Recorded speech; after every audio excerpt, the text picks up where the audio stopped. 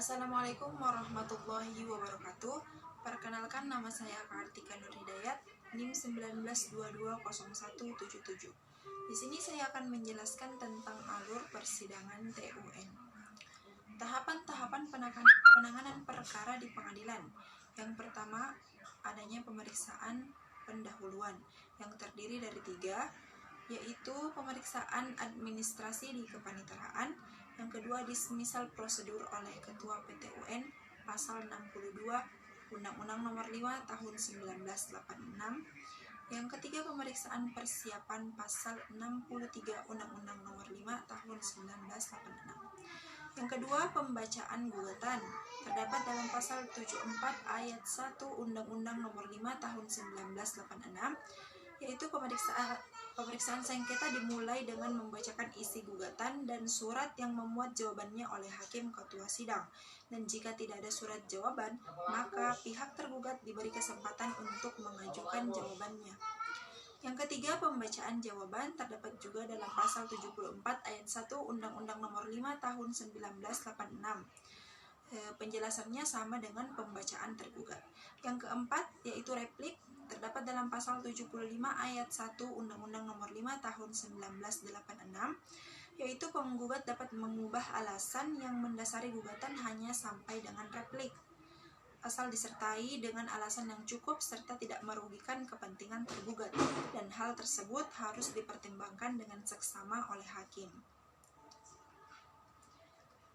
Lalu yang kelima, duplik, terdapat dalam pasal 75 ayat 2 Undang-Undang Nomor 5 Tahun 1986, yaitu tergugat dapat mengubah alasan yang mendasari jawabannya hanya sampai dengan duplik, asal disertai dengan alasan yang cukup serta tidak merugikan kepentingan penggugat, dan hal tersebut harus dipertimbangkan dengan seksama oleh hakim. Yang keenam, yaitu pembuktian, terdapat dalam pasal 100 Undang-Undang Nomor 5 Tahun 1986. Yang dapat diajukan alat bukti dalam persidangan adalah sebagai berikut. Yang pertama, surat atau tulisan. Yang kedua, keterangan ahli. Yang ketiga, keterangan saksi. Yang keempat, pengakuan para pihak. Dan yang kelima, pengetahuan hakim. Lalu yang keenam, kesimpulan. Pasal 97 ayat 1 Undang-Undang Nomor 5 Tahun 1986. Dalam hal pemeriksaan sengketa sudah diselesaikan, kedua belah pihak diberi kesempatan untuk mengemukakan pendapat yang terakhir berupa kesimpulan masing-masing. Dan yang ketujuh, yaitu putusan dalam pasal 108 ayat Undang-Undang Nomor 5 Tahun 1986. Pembacaan putusan ini terdiri dari 3. Yang pertama, putusan pengadilan harus diucapkan dalam sidang terbuka untuk umum. Yang kedua, apabila salah satu pihak atau kedua belah pihak tidak hadir pada waktu putusan pengadilan diucapkan atas perintah hakim ketua, salinan putusan itu disampaikan dengan surat tercatat kepada yang bersangkutan. Dan yang ketiga, tidak dipenuhinya ketentuan sebagaimana dimaksud dalam ayat 1 berakibat putusan pengadilan tidak sah dan tidak mempunyai kekuatan hukum. Materi muatan putusan pasal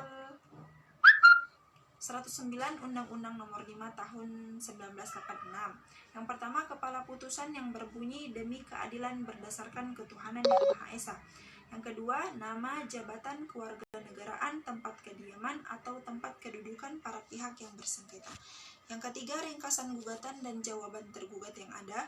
Yang keempat, pertimbangan dan penilaian setiap bukti yang diajukan dalam hal yang terjadi dalam persidangan selama sengketa itu diperiksa.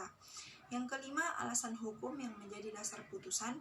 Yang keenam, amar putusan tentang sengketa dan biaya perkara.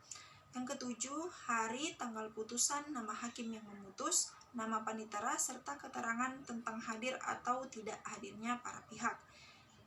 Amar putusan pasal 97 ayat 7 Undang-Undang Nomor 5 Tahun 1986. Yang pertama, gugatan ditolak. Yang kedua, gugatan dikabulkan. Yang ketiga, gugatan tidak diterima. Yang keempat, gugatan gugur. Sekian dari saya. Wassalamualaikum warahmatullahi wabarakatuh.